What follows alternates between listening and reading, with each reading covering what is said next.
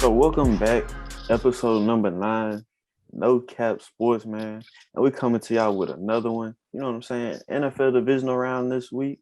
And in honor of Matt Stafford winning his first career playoff game, this is the Matthew Stafford episode, man. So we're gonna start it like we always do.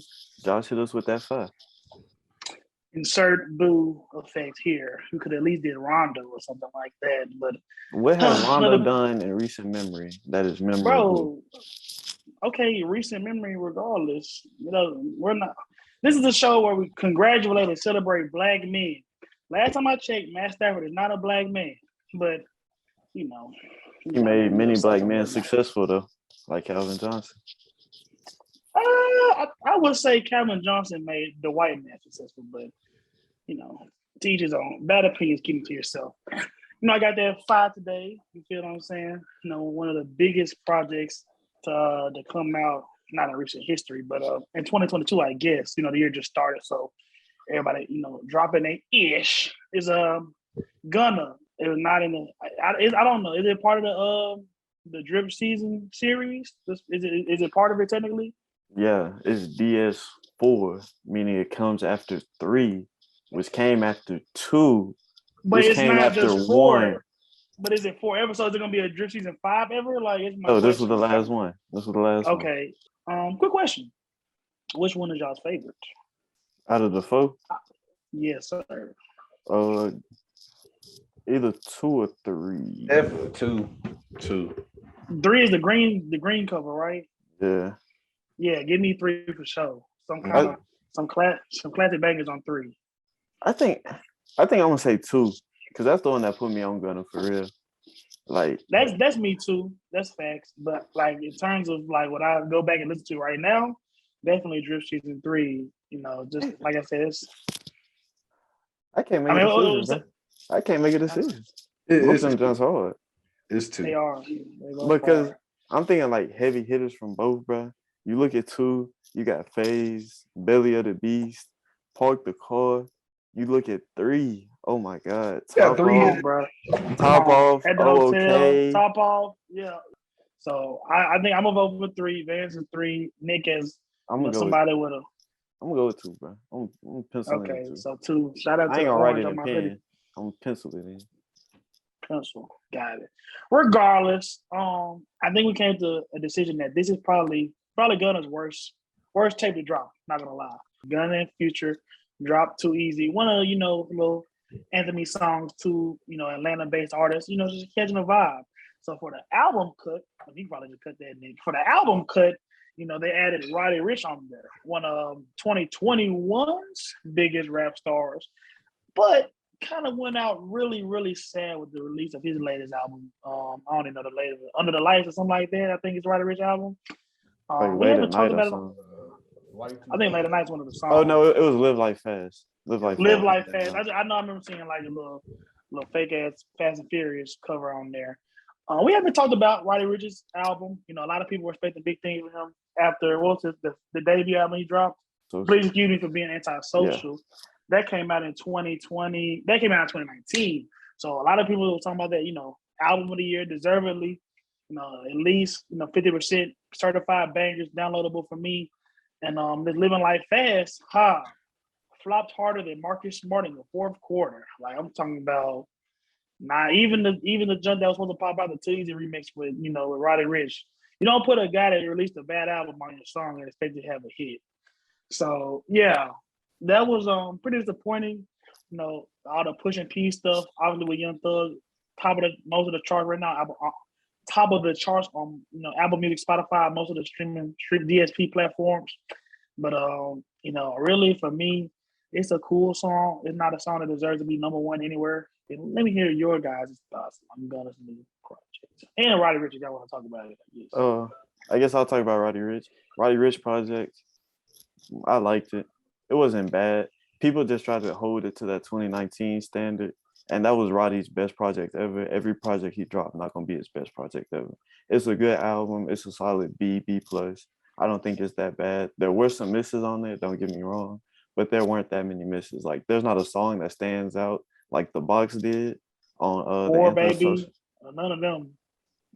like I said, there's not a song that stands out like The Box did, because that's the song that did numbers and pushed the album to #1.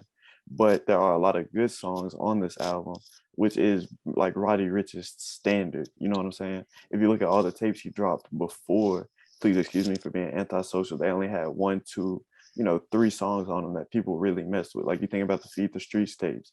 I want to say it was the second one that had Every Season, Down Below, Die Young on it. Those are the only 3 songs people talk about, you know what I'm saying? So this is more consistent with a Roddy Ricch project in terms of popularity, but I still think it's a very good project overall. And now to talk about Gunna, this is an A+++ project. The features hit from Kodak, 21, G Herbo even had a good feature on there, and Chloe Bailey had a great feature on there.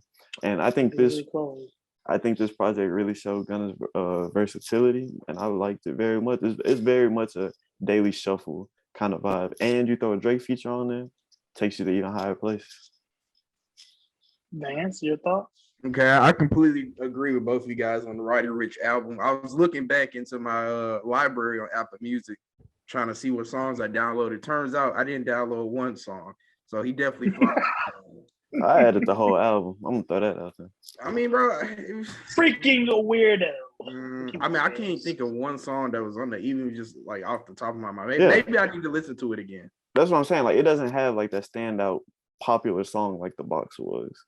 It just has a lot of good songs. But that's what I'm saying. But if I thought it was good, just even good, I feel like I would have downloaded it. Just like in Gunna's album. Josh mentioned it earlier. It's a really good album, but I think it's probably his worst album that he's dropped. But you give it an A+++, that's a lot of pluses. I'm gonna give it an A-, bro. I'm gonna give it an A. It still passes. You know, it's the #1 album in the world. I can't hate on it. But with that being said, I downloaded 8 songs out of how many? 20? So I mean that's a lot of songs. 45% from the field.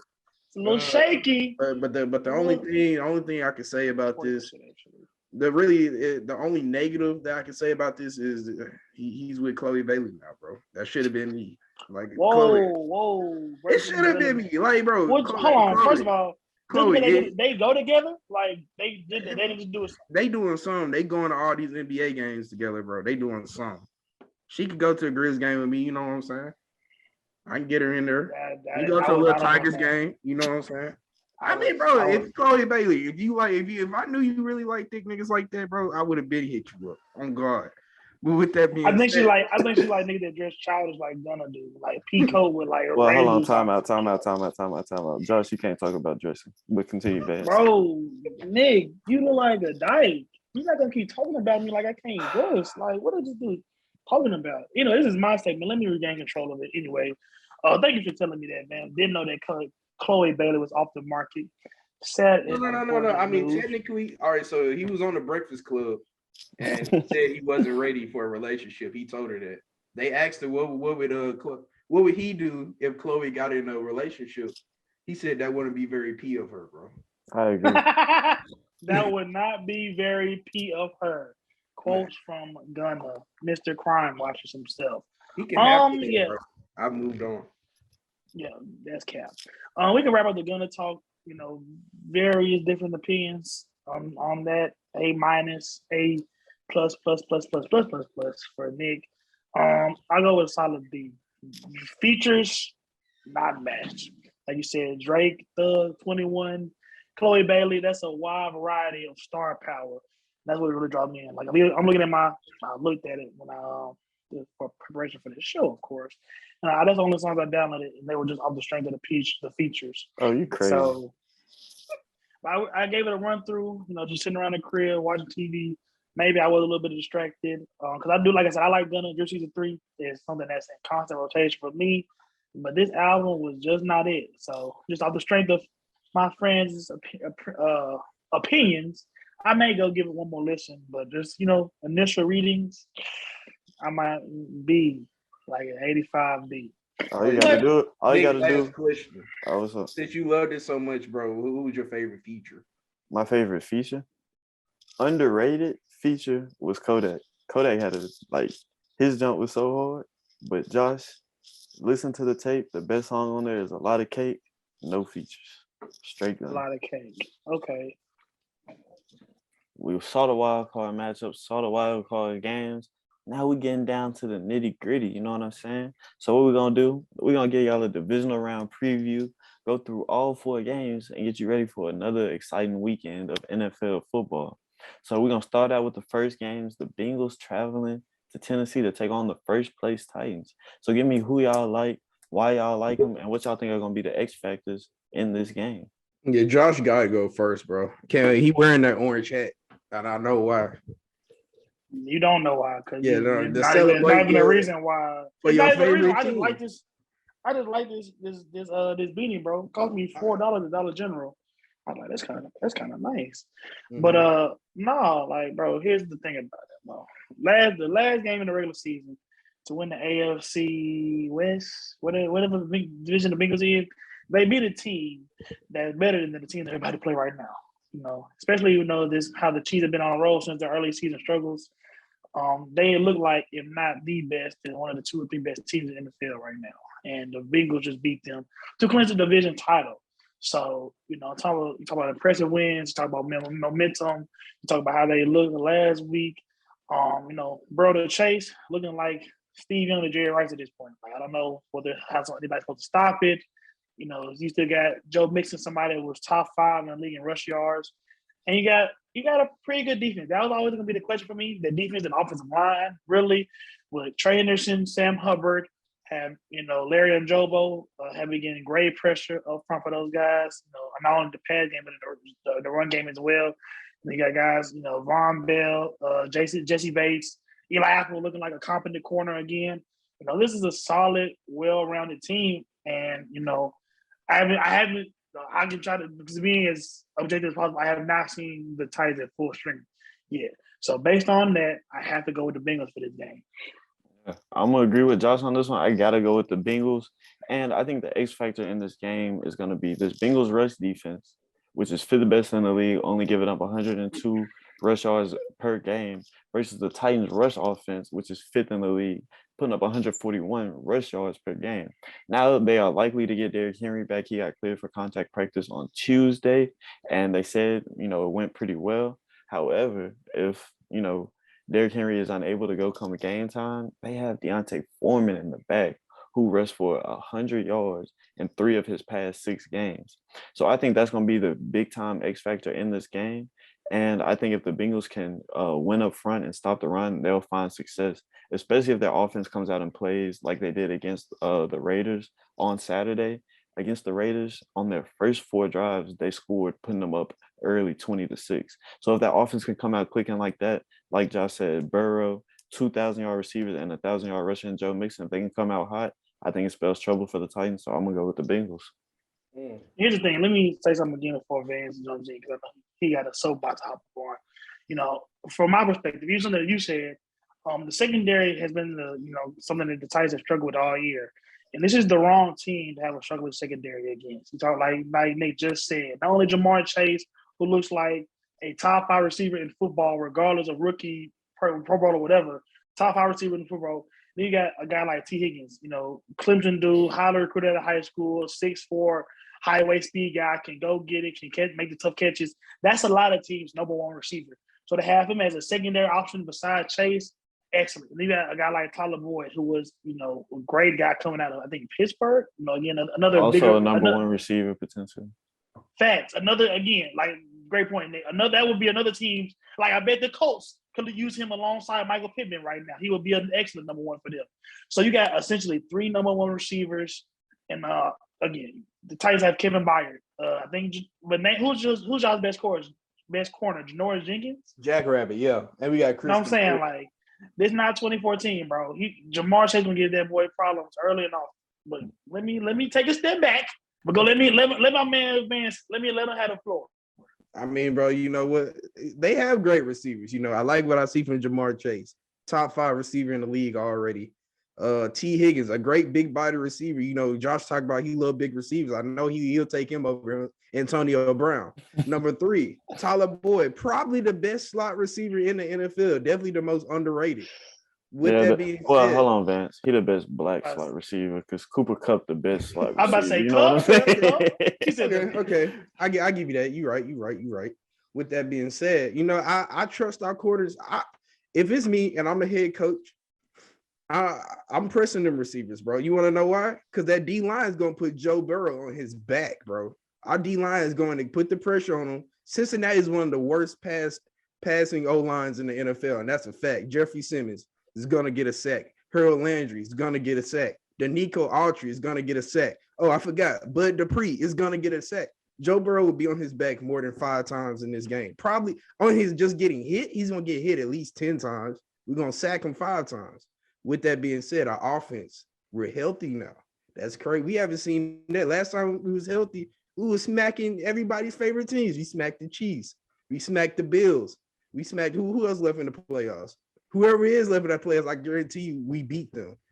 Ryan Tannehill, he's probably the worst quarterback left in the playoffs. I lied, Jimmy G stood there. But regardless, he can get the job done.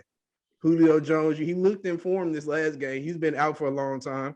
He got a bad hammy, but he's coming back. A.J. Brown is a demon on that slant. Probably Deebo Samuel is the most violent runner once he gets the ball in terms of receivers. But I'm put A.J. Brown top 3 is Deebo, then Cooper Kupp, and then A.J. Brown. With that being said, bro, I think the Titans definitely going to it's going to be a close game. Don't get me wrong. There's no blowouts. It's going to be a close game. Give me the Titans. I've been plenty of blowouts, 3. actually. Titans I feel that. So, before we move on, let me just ask you one question. How much faith do you have in Ryan Tannehill if the running game isn't working? I have faith in him. A lot of faith. To win the game, yes. Okay. I guess I'm telling you, he's going to get it done. I mean, that'll be the matchup right there. The Bengals, how quickly can the Titans pass rush get there versus how quickly can Joe Burrow get into his playmaker's hands? That's the game right there. If that O-line can hold up just enough, or they do something like Zach Taylor did last week and find creative ways to get the ball in Jamar Chase's hands, it's going to be a long night for the Titans. But like you said, Simmons, Danico Autry, Harold Landry, Bud Dupree finally comes out of his slump. It can be that's an O-line that has, especially that right side, the O-line that struggled all year. So that's the game right there. That Titans pass rush versus those Cincinnati receivers. I mean, if you ask me, I think Mike Vrabel is probably the best head coach left in the playoffs right now. I mean, I'll say Andy Reid, but I mean, I'm not mad at you for thinking that. No, I think he's the best coach in terms of game plan, making sure his team's prepared to do what needs to be done. Give me Mike Vrabel, bro. Okay. I think that will be an interesting matchup. 2 potential coach of the year candidates in this game with Zach Taylor and Mike Vrabel. So we'll see how the coaching chess game goes as well. But now we're going to move on to our second game, the other game in the AFC. What I think will be the best game of the weekend, Buffalo traveling to Arrowhead to take on Pat Mahomes and the Kansas City Chiefs. These two teams played previously in October. Bills dominated that game 38-20. However, that was before the Chiefs went off on their run, caught their groove, and won 8 straight games. And, things have changed since that game. The Bills lost Trey White. Like I said, the Chiefs started to put things together. But now they meet in the divisional round of the playoffs. So what do you guys think about this matchup? I think it's going to be the exact same way. The scenarios are the exact same as the Titans-Bengals game. If the Chiefs can get to Josh Allen, then I think it's gonna get very scary very quick. With that being said, Josh Allen is probably he is a top 5 quarterback in the NFL.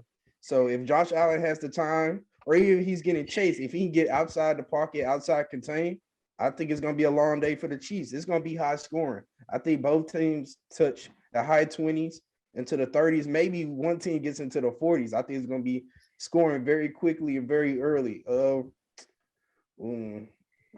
I think the Chiefs are about to go on this revenge tour. I think they're going to take down the Bills and then take down whoever wins the Titans-Bengals game. Give me the Chiefs. I feel it, man.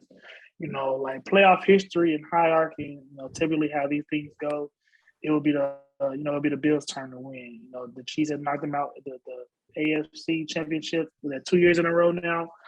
Pat Mahomes, like I said last week, they don't throw the dynasty word around too often, but you got, one of the all-time receiving threats and offenses ever constructed in this league.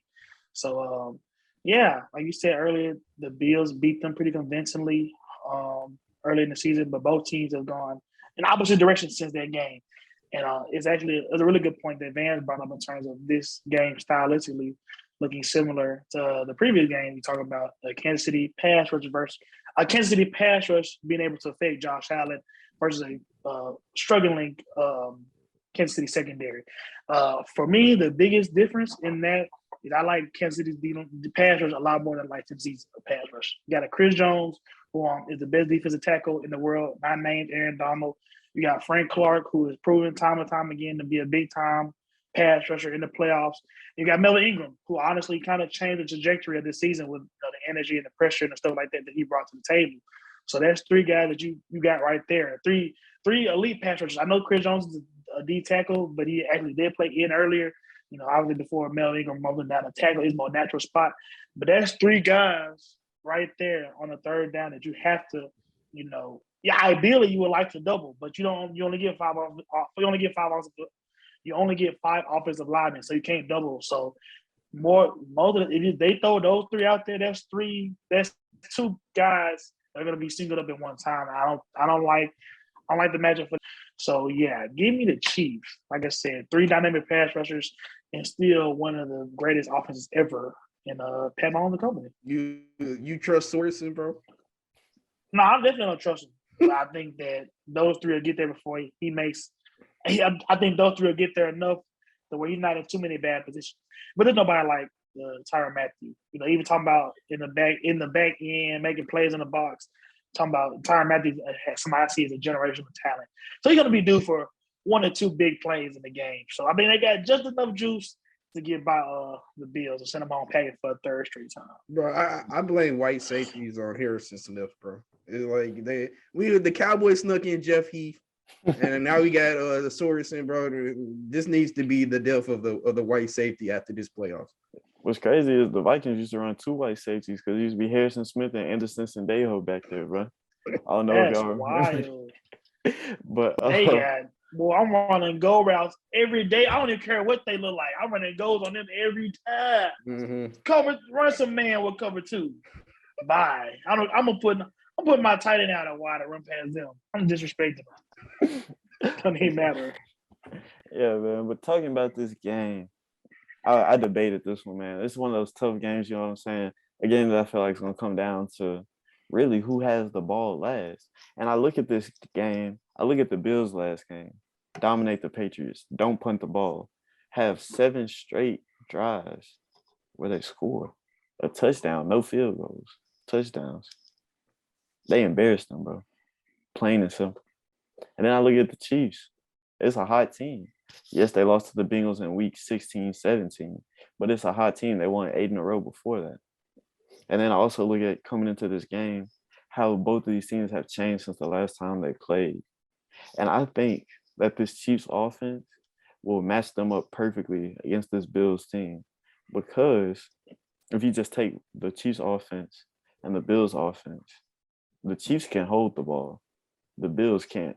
If you look at that game versus the Patriots, they had a lot of short drives, 9 plays, 10 plays, 4 plays. They had a lot of explosive plays in that game. If they don't get those explosive plays against the Chiefs, I don't think they're going to find success.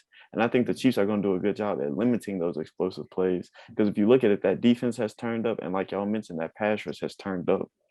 So I think the Chiefs, if they can control the ball, establish a run game, which is something Buffalo doesn't have outside of Josh Allen, I think they'll limit Josh Allen's chances with the balls and be able to run that score up and take advantage of, you know what I'm saying, poor field position. Because if the Bills can't run the ball, it's going to be a long day for them.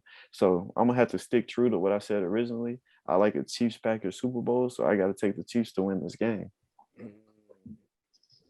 Like, a whole lot of analysis right there, Nick. So I'm glad you finally came to a decision. But I think, like we said, this is like a generational team. A lot of different eras in the league. The Buffalo Bills will be, overwhelming number one team to kind of will be filling that void. Sean McDermott has got some Coach of the Year love, things like that. Josh Allen, we call him the White Cam Newton for good reasons. But he just, it's gonna be a thing for him for a while. It's gonna kind of almost like be like the Raptors in the East when LeBron's with the Cavs. Like they're only gonna be so good, or gonna be able to go so far until something happens to Mahomes or somebody over there in Kansas City. I agree with that, bro. Because, like I said, bro, you just got to exercise that demon. And it's going to be a hard thing to do, especially to beat the team twice when Kansas City, like I said, is on a revenge tour. But now we're going to move on to the third game, move on to the NFC. Got to start with the Bucks Rams. Now, these teams have played in the previous 2 seasons. The Rams took both of those games, including one game led by a man by the name of Jared Goff. Yes, you heard it right. Jared Goff beat Tom Brady 2 years ago. But anyway, they played in September. The Rams won that game 34-24 in LA. They'll be playing in Tampa Bay this time, so different environment. So what do y'all think about this game and who y'all gonna take? Man, I'll jump it off first because, how long have I been telling y'all since the summertime that I don't see that big a difference in between Jared Goff and Matthew Stafford. So I've been saying it like I said, even when the trade happened, I was like, it didn't make a lot of sense to me. You're not really leveling up that much at the quarterback position when it really matters, in the playoffs. And we're in said playoffs. So okay, you take it back, take it off the fact that I have a reason to be, down on Matt Stafford, whatever. Let's look at his recent play. That's 9 turnovers in the last 4 games. That's not, you feel me, against his Bucs defense, especially. I know we talked about some of the pieces that they're missing on offense. Obviously, Nick Hayes' father left the team abruptly. Still missing Chris Godwin. Leonard Fournette is out there missing some of their bigger pieces on offense. But you feel me? Apparently Matt Stafford's going to give you the ball at least once or twice during the game, so you're going to get more opportunities to score. And then, Dan Orlovsky hops on NFL Live and says, "Oh yeah, I'm close with Matt, so I'm not really worried about the turnover problem." And that's concerning because either A, he's not concerned that he's turning the ball over, which he needs to be, or he's not taking key things that he can easily fix these turnovers or something like that, which I don't think Matt Stafford is the type of guy that has a switch to turn on. So yeah, the Rams are a better team than the Bucs at this point, especially at this point. Hey, keep saying it. AD, Jalen Ramsey, Von Miller now, Odell Beckham. They are a better team than the Bucs. But in quarterback is arguably the most important, singularly impactful position in football, in sports, not even football. And the matchup there is Matthew Stafford versus Tom Brady, which sounds a lot like Jared Goff versus Tom Brady. And Jared Goff is 1-1 versus Tom Brady. I don't know Matthew Stafford's record against Tom Brady, but again, Matthew Stafford versus Tom Brady. Give me big advantage, Tom Brady. So this is the game where I think he proved that Jared Goff wasn't that much worse than Matt Stafford. I think that's interesting because basically you're making it a matchup of a guy that has 1 career playoff win versus a guy that has 34 career playoff wins. However, that's not how football is played because 2 quarterbacks aren't on the field at the same time. That's unless you play for the Saints and you got, Jameis and Taysom Hill on the field at the same time, whatever. But I think the matchup here in this game, you got to look at that Rams defense, bro, especially what they did on Monday night, MLK Day. They made Kyler Murray look like a fool. They made Houston Not football. the black man looking crazy on MLK Day. Yes. But anyway, they had that boy looking crazy, bro. All the hype you be talking about Kyler Murray and Texas football, all of that went down the drain. Nobody care about that no more, bro. This not high school. This not college. You got absolutely embarrassed on national TV. You don't get a first down until the mid-second quarter. And that drive that you got your first down, guess what he did? He threw a pick. And I'm not trying to make Kyler Murray look bad. I'm talking about this Rams defense because this Rams defense put on a show on Monday night. They forced 7 straight drives out of the Cardinals that resulted in a 3-and-out or a turnover. And they held the Cards scoreless until the third quarter. This is one of the better offenses to start the season off. And you don't put up any points until the third quarter. And you go 3-and-out 5 times in your first 7 drives. That's not good football. And I think this Rams defense is going to come to Tampa Bay and implement the same strategy. Not necessarily, the same game plan, but the same strategy of play great defense, run the ball. They rushed for 140 yards against the Cardinals and take the load off Matt Stafford. He only had 17 pass attempts in the game, no turnovers. So I think if they copy that game plan and you look at the Bucs offense that's missing AB, Godwin, Fournette and Ronald Jones injured. I think this is a game plan that can work and can lead the Rams to success. So I got to go with the Rams. Like I said, I've been riding hard for the Cardinals all year, but two things happened. Two of the biggest weaknesses, ugly things. Two of the biggest things for Kyler Murray kind of reared their head at the wrong time. First of all, yes, he's only 5'10", 5'11". So the pressure that the Rams are gonna get on you, the effect on it on him is exacerbated, 4 or 5 times fold because he's not 6'3", 6'4". So he relies on protection and being able to get outside of the pocket to even see downfield to make those dynamic plays where we see F and D Hop's down there somewhere. Can't do that with Leonard Floyd and Von Miller in your face. Or without D Hop. Or without D Hop. Good point. Secondly, like we talked about, lack of playoff experience. After that first or second quarter, that was the worst probably anybody's ever seen Kyler Murray, most of the companies ever looked on the football field playing any sport in his life. Like he completely fell apart. He threw the jump ball interception in the end zone. Like he made some terrible decisions and made like any chance that Arizona had coming back, the clip completely went away. Those two things wouldn't happen to Tom Brady. Tom Brady is the ultimate pre-check read guy, slide my protection, know where the extra defender is coming from, get the ball out quick. So I think that the same way that their pressure had an added effect on Kyler, the effect of their pressure will be lessened with that. And then also, again, Tom Brady has been in the playoffs. Like he's bored. He's like I actually got to play in the divisional round this time. Like what's going on? I usually have a bye, something like that. So yeah. All that like Wilson gonna pressure them getting down, the Rams jumping up early and being able to kind of frustrate Brady or be able to get in his head or things like that, which they were able to do to Kyler, that will also not happen to Brady. So I guess what I was saying, the two of the biggest reasons why Arizona look like that, I don't believe that will happen to the Bucs. Man, this is a really interesting game. There's two things in sports that's known as a golden rule. One is don't leave the white guy open to shoot. Number two, don't bet against Tom Brady. I really don't want to bet against Tom Brady, but this game is looking more and more like I should bet against Tom Brady. The defense of the Rams is really ridiculous. And the main reason why I think Tom Brady is at a disadvantage in this game, and he's one of the smartest quarterbacks. Even if his team is worse than yours, he knows how to beat you. And I think the way to beat the Rams or even attempt to beat the Rams is to have a running game or a short game, which is Tom Brady's at his best, during the little check downs, running the ball. You know how many rushing yards they had against the Rams back when they played in week 3? How many? 35 rushing yards against the Rams. And here comes the thing about the check down. They might get the check down to who's the running back now for the Buccaneers? Giovanni Bernard, Le'Veon Bell. Like, come on. All right. Jalen Ramsey is no longer on the outside. He's playing that slot. So you can have him really just ghost the running back and smack him all game. And if Jalen Ramsey's on one side, you can throw Von Miller on the other. And it's over with. Usually Tom Brady can beat the odds. I don't know about this one, bro. Give me the Rams. So last game on the slate, got to talk 49ers at Packers. 49ers, went down to Dallas, did what they had to do. And now they got to face who I like for MVP. Now they got to face who I like for MVP in Green Bay. So looking at this game, what do y'all think? Who y'all taking? I know Van's probably going to take the 49ers because he hoped they're going to win the Super Bowl. Bro, shut the hell up, bro. I'm going to get my pick out the way, bro. I ain't taking no damn pick, bro. I'm gonna take Devontae Adams to score twice on whoever is guarding him at corner, bro. I'm gonna pick Aaron Jones to get about 60, 70 yards and a rushing touchdown. AJ Dillon probably gonna touch 50 and a tutty too, bro. Give me the Packers by 20 plus. You sound like you got a lot of hate in your heart. No cap. No. It's just facts. Debo gonna do his thing.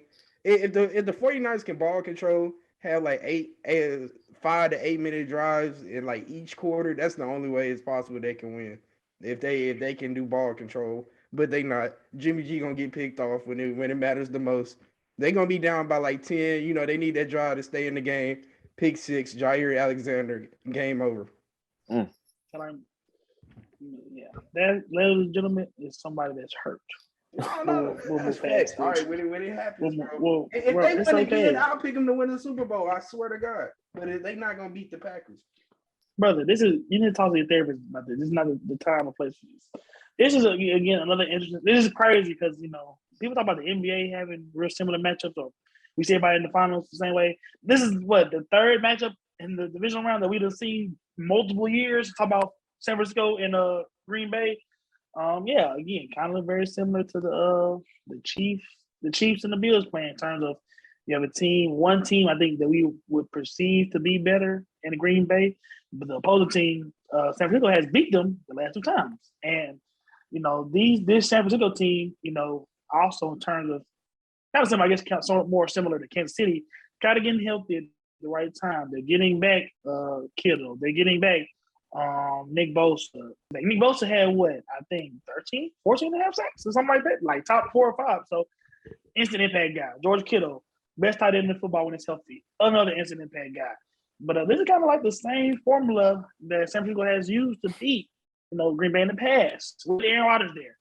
Talking about, zone, outside stretch play. It doesn't matter what running back it's been. Raheem Mostert, Deebo Samuel. This year, Elijah Mitchell. I know they another guy. Jerry McKinnon looks pretty good for them this year. Like, man, it looks very similar to the matchup that we've seen in the past where Green Bay has folded. Aggressive, down here running game by San Francisco. For whatever reason, probably because he likes to show people his toes in public, Aaron Rodgers does not seem to get it done against the San Francisco defense. So, but man, all that being said, this game is in Green Bay, I believe. In Green Bay, that's a California team going to play in very frigid temperatures. I think Vance pretty much surmised my thoughts on Jimmy G as well as being the worst quarterback left in the playoffs. He can't reach a Super Bowl because he hasn't before. But like I said, I think he probably is the worst quarterback left in the playoffs, and I think he's hurt as well too. So he's not going to be at 100%. Yeah, give me Green Bay at home. I think, I guess, like you said, a lot of that run game and Deebo Samuel will do enough to make it interesting. But if Aaron Rodgers is going to win another Super Bowl, it's going to be this year. So he probably needs to win this game. Yeah. So to y'all's point about the run game and ball control, Deebo Samuel has been getting a lot of snaps at running back, and he's been wildly successful in doing so. If you look at the Dallas game, rushed for 72 yards and scored the touchdown that put the nail in the coffin for the Cowboys. However, if you look at this Green Bay team, they have the 3rd worst rush defense in the league. So that's something that's going to be interesting and to keep an eye out for, because if this game stays close and the 49ers can eat clock by running the ball, you could have a late 4th quarter finish. However, in Green Bay's favor. So looking at this game, the difference from this game and in past years is Rodgers has more than one outlet to rely on. You think about past years when that 49ers pass rush really affected him, forced him to get the ball out of his hands fast and make some decisions you don't normally see Aaron Rodgers make. If you look at this game now, he's established a rapport with, I'd say, his top 3 receivers. You look at Devontae Adams, you know what you're going to get from him week in, week out. Allen Lazard has emerged as the solid number 2, in my opinion.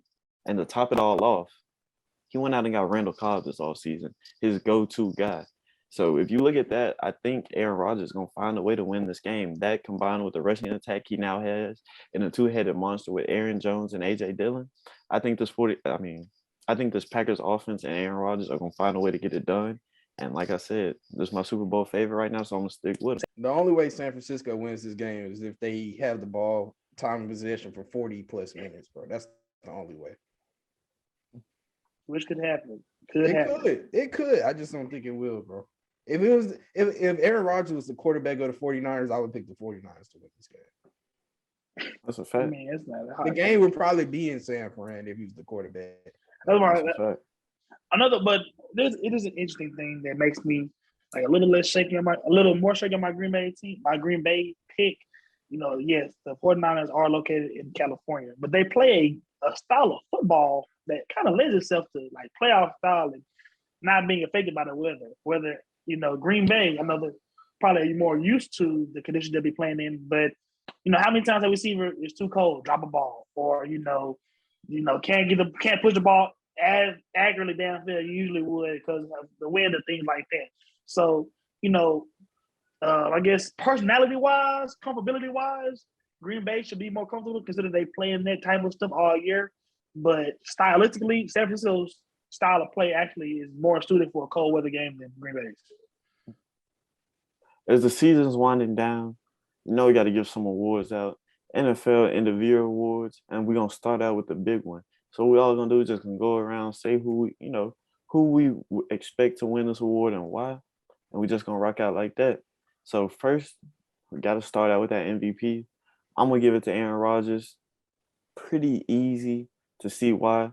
His team has the best record in the league, 13-3, led the league in touchdown percentage, and also finished the year first in passer rating, fourth in touchdowns, and had only 4 interceptions compared to 37 touchdowns.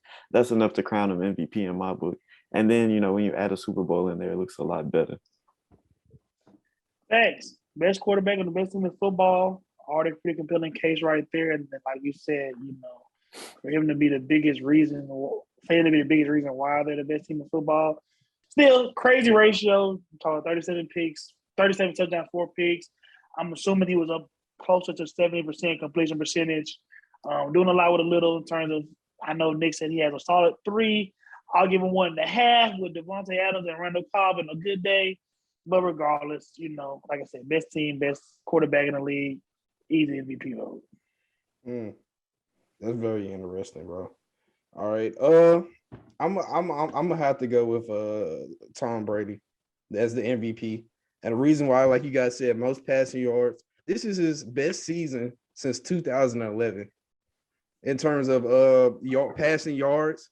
This is his best season ever in terms of touchdowns. Maybe 2011 per game is slightly better. He had 5,235 yards in 2011 when he won MVP. And then he had 5,316 yards this year. But, with the extra game, stats are kind of skewed. 43 touchdowns. He threw 12 picks, but when you throw in the ball as much as he is, then you're gonna throw some interceptions here and there. With that being said, he's leading a team that's been facing a lot. This is supposed to be a well-oiled machine, and for them to go 12-5, they faced a lot of controversy this season. And Tom Brady's been chugging along, keeping it going. And I've liked what I've seen from Aaron Rodgers. Did a great job, bro. But I'm gonna give it to Tom Brady. Slight edge. This is his best season in 10 years, and he's not Asian at all. I can respect it, bro. I think that's definitely the 1A, 1B for this MVP race. So now, kind of how they always do it. We're going to move on to Offensive Player of the Year. Whichever player doesn't win MVP, the other player wins Offensive Player of the Year, whatever. But for me, my Offensive Player of the Year is none other than that man, Cooper Kupp. I don't know his middle name, but it's probably Cooper Receptions Kupp, because that's all he does is catch the football, bro. He led the league in everything this year when it comes to receiving. Won the Triple Crown. Oh, God. Good. He's the 4th player in history to do that. The last player to do it was Steve Smith back in 2005, bro. It's been 16 years since the player has won the Triple Crown. And Cooper Kupp did it this year with 145 receptions, over 1,900 yards, and 16 TDs, bro. If you ask me, he kept the Rams afloat this season despite losing Robert Woods, despite being without Cam Akers for the majority of the regular season. And he instantly built chemistry with Matthew Stafford out the gate. He was his number 1, and we see how it worked out. This team is a playoff team, and Cooper Kupp is a big reason for that. And just a little interesting statistical thing to throw at you guys. Cooper Kupp was 17 yards short of breaking the record for most receiving yards in the season. Do you know who has the most receiving yards in the season? Calvin Johnson. Calvin Johnson had, like I said, 17 more yards than Cooper Kupp did in the season. But guess who Calvin Johnson's quarterback was too? Matthew Stafford. And it's live. Yikes. Oh, God. That's live. I guess really don't care that much, but that's cool. Nice little tidbit could get you drunk at a bar or something like that. For my Offensive Player of the Year, Cooper Kupp, definitely a strong candidate. But keep telling Nick, doesn't believe me. This is a show we support black men, and Cooper Kupp is not a black man. So I gotta go with a black man. Jonathan Taylor, Indianapolis Colts. Widest rushing yard. Widest rushing. Widest. Wait, hold on. Can I ask you a question first? What's that, bro? If he's the Offensive Player of the Year, why couldn't he beat the Jags? when they I need mean, I to. just let me get into it, bro. Let me break down my case. You know what I'm saying? He just talked about, Matt Stafford having the two best receiving yards ever by receiving. Talking about Calvin Johnson and Cooper Kupp. Matt Stafford's been a Pro Bowler. Now, I would debate you to the end of the earth how actually good he is, how big his ceiling is. But you can't deny that Matt Stafford can function as a good quarterback. The same cannot be said for Carson Wentz, especially now. Somebody that the last time we really saw him he was above average was 2015, 2016. He was above average this year. Relax. Like I said, last time he was seen him as a functional NFL quarterback was 2015, 2016 with the Eagles. Been a steady decline since then. So week after week, we knew that, Jonathan Taylor was going to get the ball for the Colts 25 to 30 times. And especially with, Derrick Henry being out, he definitely emerged as the back in NFL. 1,800 yards. I guess if there's a triple crown for the running backs, he won that. Most rushing attempts, 331, over 1,800 yards and 18 touchdowns, all for tops amongst running backs. There was a reason why this guy wasn't in the MVP discussion about 3/4 of the way through the season, because everybody knew Carson Wentz sucks, but the Colts keep winning. So Jonathan Taylor must be, the biggest reason why. And it continued to happen, but then, Carson Wentz kind of, he kind of been tinkling in the bed a little bit. He soaked the sheets the last game versus the Jaguars. Completely kind of blew it, and then you talking about the offensive line struggles, that played a big part for the running back as well. And again, quarterback, I said earlier, the most singularly impactful position in sports. And we have an option like Carson Wentz at your quarterback position. Like, you would have been better with like Ryan Fitzpatrick coming back, or you telling Philip Rivers to put down one of his kids and come play for you. Like, there's only so much you can do when you're running against 7-8 every time. And the fact that Jonathan Taylor did that, probably got one of the best wins in the season. Talking about going to Arizona and beating Arizona when they actually were good. That man, for my money, if you're not going to give him the MVP, you got to give him offensive player. Yeah, for me, I think if Jonathan Taylor, if the Indianapolis Colts would have made the playoffs, he would have been a shoo-in for this award. But since they missed it, and there's other candidates worthy of that award, bro, I'm gonna have to go with the other candidates. That's what knocks them out. So for me, it comes down to Cooper Kupp or Deebo Samuel, since they both were clearly the number one options on their team. Both basically do the exact same thing. I'm gonna go with Cooper Kupp just because he did something historic. I know he's black, but bro, he did something historic. You can't argue with stats. He did something historic. Now, Deebo was historic himself, being a wide receiver and a running back. Next year, he might touch 1,000 and 1,000, depending on how they draft. I'm not sure. Don't be surprised. With that being said, I'm gonna have to rock with Cooper Kupp for all the reasons Nick Hayes said.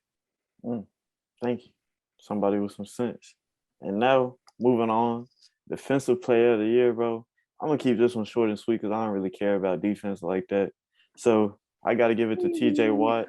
Set the single-season sack record with Tied the single-season sack record with 22.5, I believe. That's dominance off the edge, especially when you factor in that he missed some time. So that's pretty insane to think about. So I got to give it to TJ Watt, man. Trying to bring the steel curtain back, although behind the steel curtain, there's no offense. But TJ Watt, again, did tie, the sack record, but kind of like the same argument that I got with Jonathan Taylor. He had a ultra boosted supporting cast right now. We talk about Alonzo Hoskin, great young pass rusher, Kevin Hayward, Stephon Tuitt. Like, he has, there are other guys on that Pittsburgh D line to worry about. And but for my money, actually, I got two. Well, okay. The best player in football right now, which for me should be the defensive player of the year, Aaron Donald. Like I said, is just, you talk about outside of the quarterback position, he makes the most impact, down and down. Talking about, just revolutionized the defensive tackle position in terms of, playing against the run, being top 5 in the league this year, again with sacks. I think he had, 13, but more than that, 87 pressures. 87 pressures. Nobody within 25 pressures of him. So that singular force, that is, he is literally the production of two people. Yeah, 13 sacks. I think he was top 5, either 12 or 13. I can't remember. Yeah, that's still a lot to be doubled. Hey, for somebody that gets double teamed over 50% of the time, too. I might have to That's what I'm redo my saying. vote, bro. Sheesh. That's ridiculous. But you know, if it's not gonna be Aaron Donald, I think Trey Henderson has a pretty compelling case. Obviously, everybody likes the feel good story in Cincinnati. He was their, you know, their big time free agent acquisition, kind of somebody that we knew they were gonna lean on in terms of pass production, and he stepped up in a huge way. You know, 14 and a half sacks. I think that's top 3 in the NFL. Then he had around 8 or 9 TFLs as well. Again, like I said, the Cincinnati D line is revitalized. You got, you know, Sam Hubbard and Larry Ojobi, but that's still not a top 10 defensive line, in my opinion. When you talk about the Steelers, like I said, TJ Watt, Cameron Hayward, Stephon Tuitt, you know, Alonzo Highsmith, even some of the other guys, that is, you know, unquestionably a better defense to me than Cincinnati defense. But you talk about the singular impact that Trey Henderson made on this team, along with Joe Burrow, of course, you know, helping them break that 30-year playoff drought in Cincinnati. Man, if we're not going to give it to the best defensive player, I mean, it's kind of like the LeBron argument. We talk about AD, honestly. Give it like to the best story on the defense side of the ball, it would be Trey Henderson for me. I like both of you guys' picks, honestly. But now it's time for verses. With this being said, we're gonna compare 2 teams. You guys ready? Yeah. Bet. All right. Team A gave up 6,183 yards, 54 touchdowns, and only got 23 turnovers. Team B gave up less than almost 2,000 more less yards, so 5,967, half as many touchdowns, 27 touchdowns, and converted 34 turnovers. I mean, I think this one easy. It can be Team B. Them boys clamps. This Team B. Easy. And any ideas? All right, Team A is a team from last season. Team B is a team from this season. Any ideas of what team this is? It's the same team. I think Team B. I'm about to say Kansas City versus. Oh. No, it's not Buffalo. Is it Kansas City last season versus this season? No. It's the same team, just different years. Last season, this season. Oh, it's New England. Just lost. Nope. Or Dallas. Yes, it is Dallas. So with that being said, my defensive player of the year that made this big of an impact, Micah Parsons. Oh, never mind. That's a good pick. Come on. What you thought you were going to say? Diggs? I thought you were going to say Diggs. I was going to throw a tomato at you, bro. No, sir. Micah Parsons, 84 tackles, 13 sacks. So he's doing it he's rushing the passer half as many times as TJ Watt and Aaron Donald. Still got as many as Aaron Donald, 13 sacks. Imagine he did that full time. Probably Lawrence Taylor type of impact, which he did make. 3 forced fumbles. I mean, he might be on cocaine, bro. I don't know, bro. I mean, he kind of weird, bro. With that said, 3 forced He's just fumbles. from Pennsylvania. You don't know no black people from Pennsylvania like that. Like, come on now. And 3 pass deflections. Man, I like both of you guys' picks, but the impact that look, half as many touchdowns. You go from giving up 54 touchdowns to 27 touchdowns, 2,000 less yards. All right, so it's 11 turnover difference. I'll credit that to Diggs, bro. But 3 forced fumbles coming from Michael Parsons, bro. I'm gonna have to give it to Parsons, the best linebacker in the game right now. I was about to say that's a good pick. You know, I was kind of hesitant to put him on my list because he is a rookie still. Yeah.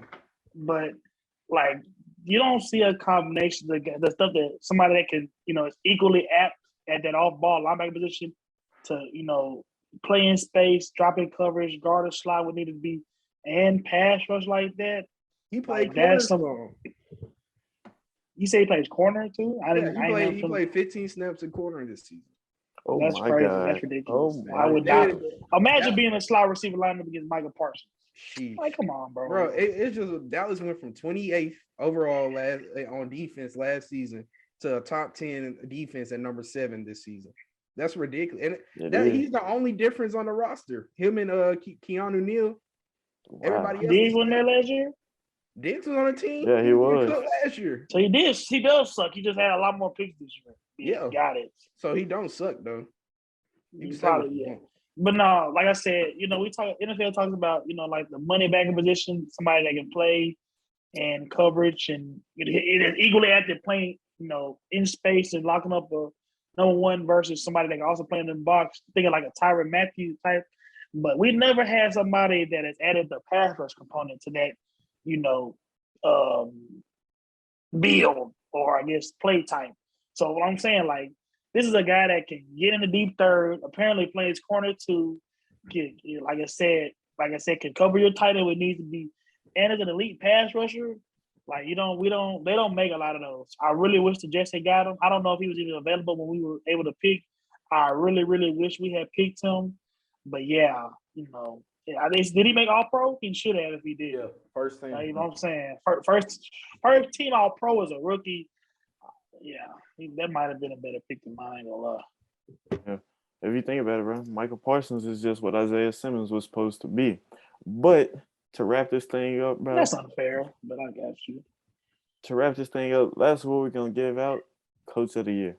I got to go with Zach Taylor, bro. His third season in Cincinnati, and he led the Bengals to a divisional title this season, winning the AFC North.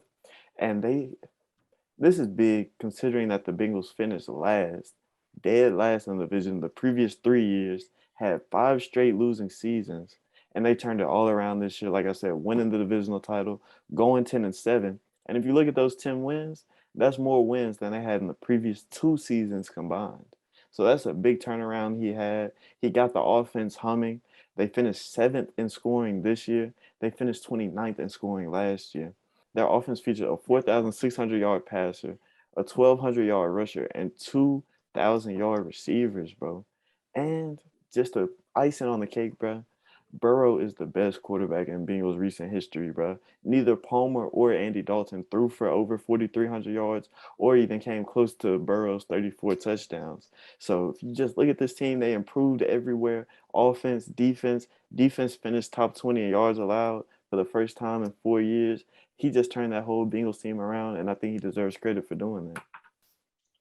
Man, that's what Nick Hayes calls a Fendi fact right there. I might have to agree with that one as well. Again, we talked earlier in the show about ending the 30-year playoff drought. Just in terms of inspiration, the headlines and things of the ride that they bring to the city. Obviously, biggest storyline going in. But there are 2 things that really separate me in my mind. Zach Taylor is Coach of the Year. Just like 2 stickler points. Like I said, this is not the only talented offensive team in the NFL. Like we say, really, you really want to break it down. This is what the Cowboys look like with good coaching. You got 3 stud receivers, a great quarterback, a great running back. I just thought of it, but is that not a bad comparison? You're not lying. I swear to God, I thought about that earlier, bro. But it's my team, so I ain't want to say it. This is what the Cowboys really supposed to look like, honestly. But Mike McCarthy has the clock management of my new puppy that I got in the living room, so obviously they can't make it work it out.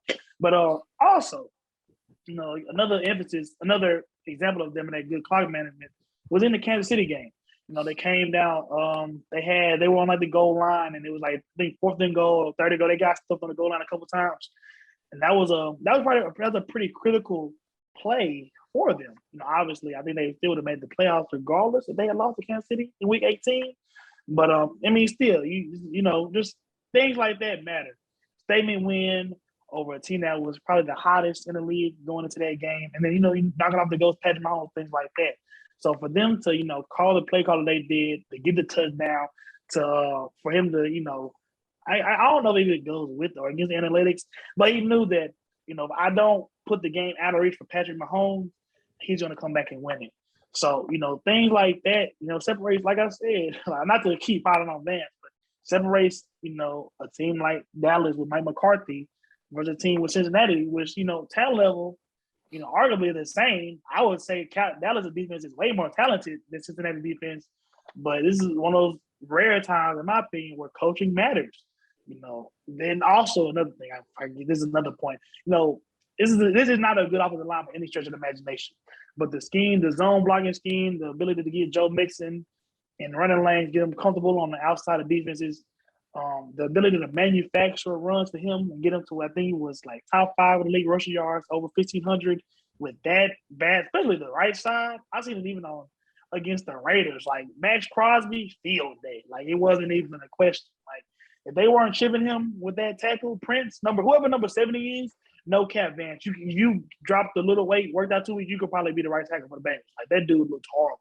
So for them to be able to come out and consistently manufacture a ground game all year with what seems to be a piss poor offensive line, at least on that right side, that's all game plan and the coaching right there. And then you seen him getting his I don't know how much I don't know if he calls the plays offense, but some of the play calls, like the creative way they've been getting the ball in Jamar Chase's hand. He's not a 6'4". He's not, like you said, he's not my ideal X receiver, 6'4" and running back guys, but super quick, super shifty. And they get in the ball in a numerous different type of ways. I think whoever did that game pointed out some similarity between him and Deebo Samuel, and I don't think that's pretty far off base. So yeah, Zach Taylor, that's my guy. All right, I'm gonna give you another versus. This is a mini versus. This one's gonna be easy. You don't need no stats, no pencil, no paper, no nothing. Player is a player A. He plays for a team that probably could be another version of the Bengals with better coaching. Player A had 1,600 receiving yards and 6 touchdowns. Player B had 1,300 receiving yards and no, player A had 10 touchdowns. Player B had 6 touchdowns. So player A has more yards and touchdowns. Player B does not. Do you have Chase versus Justin Jefferson? Player A is Justin Jefferson. You want to know who player B is with 1,300 yards and 6 touchdowns? I don't know. Who was that? AJ Brown and Julio Jones combined. Yeah, Mike Vrabel. That's crazy. Yeah, Mike Vrabel, coach of the year.